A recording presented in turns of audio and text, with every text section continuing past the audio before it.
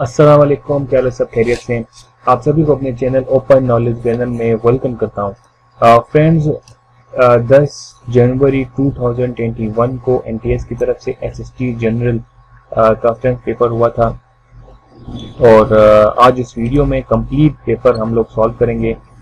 जितने भी एमसीक्यूज जो है एसएसटी जनरल में आए हैं उनमें इंग्लिश का पोर्शन है, पाक स्टडी का पोर्शन है, पेडागोगी का पोर्शन है, इस्लामियात का पोर्शन है, मैथ्स का पोर्शन है, देन हमारे पास जनरल साइंस का भी पोर्शन है।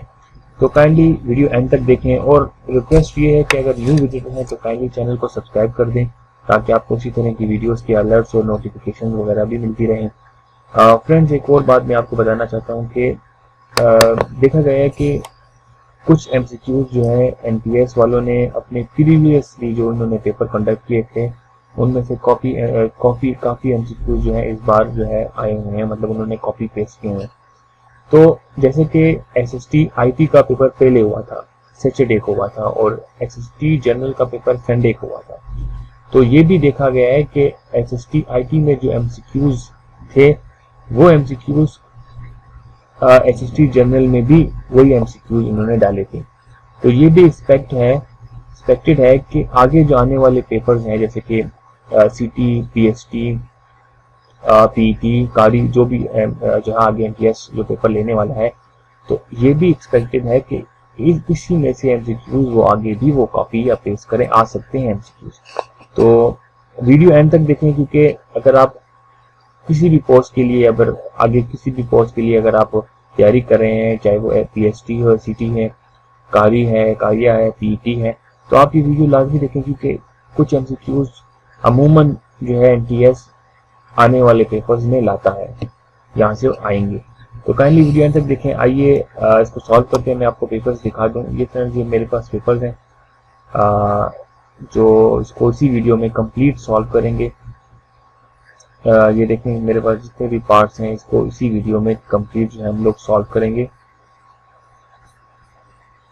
तो फ्रेंड्स, आइए स्टार्ट करते हैं।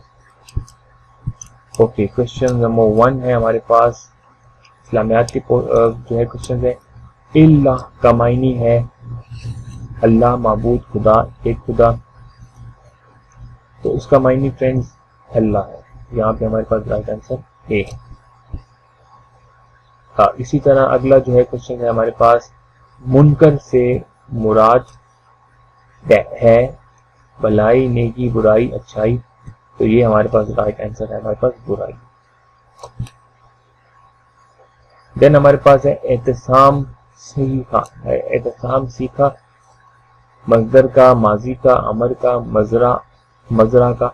तो यहाँ पे भी राइट आंसर हमारे पास सी है, यहाँ पे अमर का, इसका मायने हमारे पास अमर का। मोमनों की दूसरी आयत में जो सिफत बयान की गई है वो है डैश, क्या है वो? तो वो हमारे पास है नमाज में खुशू। तो ये है आंसर। ये देखें, एसएसटी जनरल का पेपर है, एसएसटी, और 2020, क्योंकि 2020 में पेपर बनना था तो ये 2020 का पेपर है। ला तत्वा से मुराद है सरकोशी करना। इसी तरह आगे भी सॉल्व करते हैं। Pakistan studies during the viceroyalty of lord Curzon dash was divided into 2 parts in 1905। 1905 में किस जो है हिस्से को डिवाइड किया गया था? 2 हिस्सों, बंगाल को किया गया था। तो right answer D. Quaid-e-Azam join all India Muslim league in 1913 at the persuasion of dash. मतलब किसकी इकरार पर, किसकी कन्वेंस करना जिसे कहते हैं परसुएशन, किसके इकरार पर कायद-ए-आज़म मोहम्मद अली जिन्ना ने 1913 को ऑल इंडिया मुस्लिम लीग जो है ज्वाइन की थी। जबकि ये भी पता होना चाहिए ऑल इंडिया मुस्लिम लीग 1906 में जो है बनी थी, जिसके पहले सदर सर आगा खान थे और जिनका आगाज नवाब सलीमुल्लाह साहब ने किया था। तो यहाँ पे राइट आंसर हमारे मौलाना मोहम्मद अली जो है, इनके इकरार पर कायद-ए-आज़म मोहम्मद अली जिन्ना ने ऑल इंडिया मुस्लिम लीग जो है उनका ज्वाइन की थी, जबकि 1934 में जब ये सदर बन गए थे, उसी के प्रेसिडेंट बन गए थे, 1934 में प्रेसिडेंट बन गए थे और 1913 में उन्होंने ज्वाइन किया था। The period from 1947 to 1953 is regarded as dash in Pakistan foreign policy. तो बेसिकली 1947 की बात है, आगाज हुआ था उस वक्त पाकिस्तान का, जब आज़ाद हुए थे, तो उसके बाद ये एरा ऑफ न्यूट्रलिटी बनता है। हमारे पास यहाँ पे right answer era of neutrality. The right answer Dash was the great ambassador of Hindu-Muslim unity in his first phase of political career. That was our leader, Qaid-e-Azam Muhammad Ali Jinnah. The China-Pakistan Economic Corridor was launched and basically ये 2013 में establish हुआ था, लेकिन जब launch हुआ है वो 2015 में हुआ था। तो यहाँ पे राइट आंसर जो है वो 2015 है। Changing the degrees to radians, we use 1 degree is equal to dash radians. Pi 180 right answer है हमारे पास। Pi 180 right answer. If f of x is equal to x square and g of x is equal to 2x, then f of g x is equal to what? इसका formula friend याद रखें। इसका formula है friends यहाँ पे ये देखें, g of x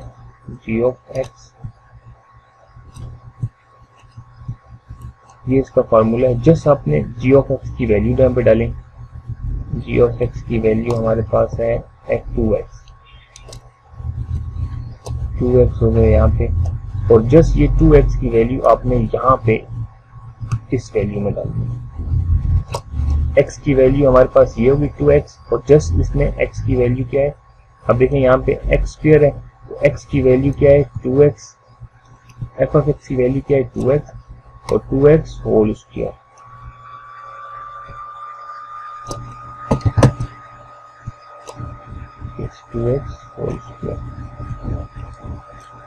तो यहाँ पे ये वैल्यू आ जाती है 4x स्क्वायर, क्योंकि 2 टू द 4 और x टू द स्क्वायर, तो यहाँ पे राइट आंसर हमारे पास 4x स्क्वायर है।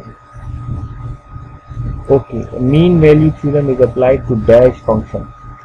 बेसिकली मीन वैल्यू जो है वो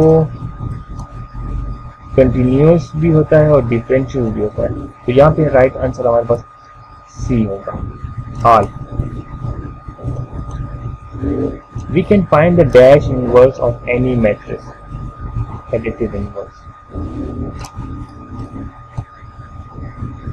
Change into indirect speech. He said to us, "Good morning."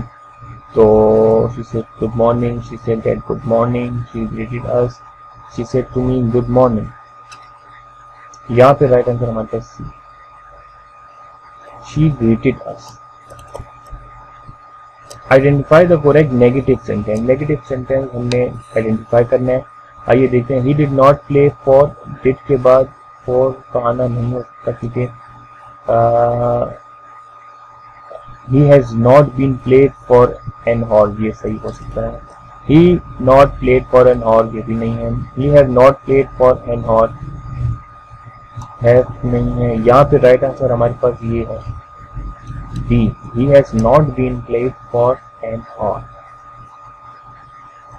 Population has direct impact on the environment. Right answer हमारा environment है। Pick out the word with correct spelling. Proclamation, proclamant, proclaim, comment. ये हमारे पास यहाँ पे ये वाला right है। Proclamation, इसका मायने है ऐलान करना या ऐलान, यहाँ पे प्रोक्लेमेशन है एक। Use the correct verb in the given sentence, that dash no calendar. ये प्रोवर्ब है जिसका मायने है, जिसका मतलब है that keeps no calendar. Okay, that keeps no calendar. The plural of tooth is teeth. Friends, यहाँ पे मैं आपको एक बात बताना चाहता हूँ कि देखें, SST, PST, CT, PET, DM इसके वेरियस पोस्ट के पेपर्स ऑलरेडी मैं सॉल्व कर चुका हूँ। मेरे आप चैनल पे चले जाएंगे तो आप प्लेलिस्ट में अगर जाएंगे तो आपको SST, CT, PST के जितने भी पेपर NTS ने कंडक्ट किए हैं वो सारे मैंने सॉल्व करके वहाँ पे डाले हुए हैं। क्योंकि मैं अक्सर NTS के पेपर्स में देखता हूँ कि वो अक्सर MCQs जो है कॉपी पेस्ट करते हैं। जैसे जो MCQs पीछे आए हुए हैं, पिछले साल में आए हुए हैं, पिछले पेपर्स में आए हुए हैं, वही MCQs को दोबारा ही देते हैं। तो काइंडली ये आप मत सोचें कि हर दफ़ा न्यू MCQ देते हैं। MCQ बेसिकली वही होते हैं। कुछ अगर 100 में से 25% जो है वो न्यूएलिटी लेते हैं, लेकिन बाकी के MCQs पुराने MCQs, पुराने पेपर्स, पुराने जो है पेपर से लेके आते हैं। तो काइंडली वो पास वीडियोस लाजमी देखा करें, पास पेपर्स लाजमी देखा करें। आपको पैटर्न का भी पता चल जाता है और MCQs का भी पता चल जाता है कि किस तरह के MCQs आते हैं। सब्जेक्ट के pick out the word with correct spelling, proclamation, ये हम ऊपर ऑलरेडी सॉल्व कर चुके हैं। बेसिकली अलग अलग पेपर मुझे मिले थे तो इसलिए dash is broken winged bird, ये मुहावरा है। proverb dash is broken winged bird, hopeful, dreams, universal, life. Yes, life is broken winged bird. इसका मतलब है कि life without hope, यहाँ पे जो है ये इसका माइंड है। Population has direct impact on the environment, ये भी हम लोग ऊपर कवर कर चुके हैं। The feminine of bachelor, bachelor का feminine गर्ल है।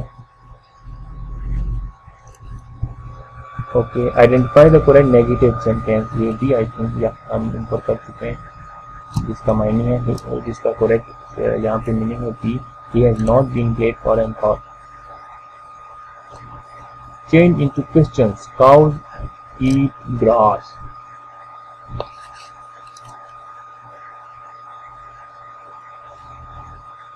बी वाला करेक्ट है। डू काउज ईट ग्रास, यहाँ पे बी है। ओके फ्रेंड्स, यहाँ पे it is said that the war of 21st century will be fought for, एक पॉइंट लिया गया है जिसमें राइट आंसर हमारे पास water. The synonym of humility, humility का मतलब है आजिज़ी। हम्बलनेस का भी मतलब ये आजिज़ है। एबिलिटी का मतलब शक्ति। गुडनेस का भी अनकाइंड नहीं है। यहाँ पे राइट आंसर हमारे पास ए है, humbleness, humility, आजिज़ी, humbleness. Complete the proverb, truth is always freshness, evergreen, inspiringly the feeling. वैसे अमूमन इसका प्रोवर्ब बनता है ट्रुथ इज ऑलवेज टीचर, लेकिन ऑप्शन में ना फ्रेंड्स, ऑप्शन में उन्होंने ये नहीं दिया। तो बहरहाल इस क्वेश्चन को अगर आप देख लें, इसको इसका राइट आंसर आके नीचे कमेंट्स कर दें। Complete the sentence, what can not be cured must be endured, यहाँ पे राइट आंसर हमारे पास बी है, must be endured. A bad workman dash with his Quirrell, अच्छा ये तो एक मुहावरा है जिसमें नाच न जाने आंगन तेरा।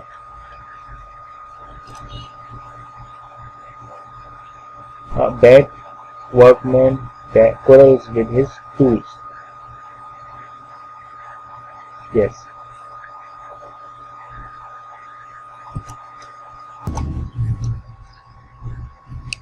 Okay, friends, आगे चलते हैं।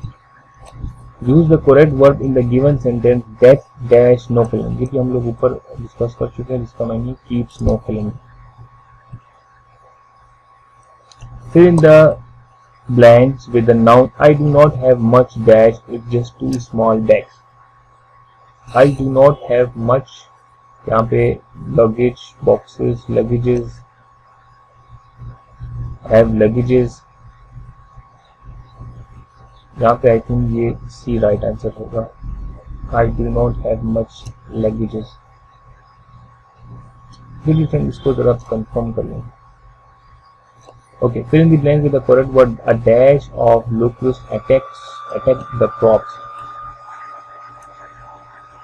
A swarm, यहाँ पे right, a swarm of locusts attacked the crops. Pick out the word with correct spelling. Enthusiastic है, enthusiastic, ये वाला राइट है। enthusiastic का मीनिंग है पुरजोश। What is the meaning of the word extirpate? Extirpate का basically meaning होता है friend किसी चीज को खत्म कर देना, खात्मा कर देना, to remove something। तो यहाँ पे देखें तो include नहीं है, to participate भी नहीं है, yes destroy, तो यहाँ पे destroy राइट आंसर होगा, destroy something। Which type of imagery has been used in the given sentence? It was dark and dim in the forest। कौन सा जो है इसमें से राइट है? विजुअल है, किनेस्थेटिक, ऑडिटरी को सुनने, और ये हमारे पास ए जो है राइट है यहाँ पे विजुअल, हम इसको विजुअली देख सकते हैं। It was dark and dim in the forest. Okay friends, video को यहीं पे खत्म करते हैं। इतने ही पार्ट्स मुझे मिले थे, बाकी पार्ट्स अगर मिलते हैं तो वो भी अपलोड कर दूंगा साथ साथ। गुजारिश ये है कि काइंडली चैनल को सब्सक्राइब कर दें ताकि आपको इसी तरह की वीडियोस के अलर्ट्स और नोटिफिकेशन वगैरह मिल सकें। अपना बहुत सारा ख्याल रखें। God bless you and thank you so much.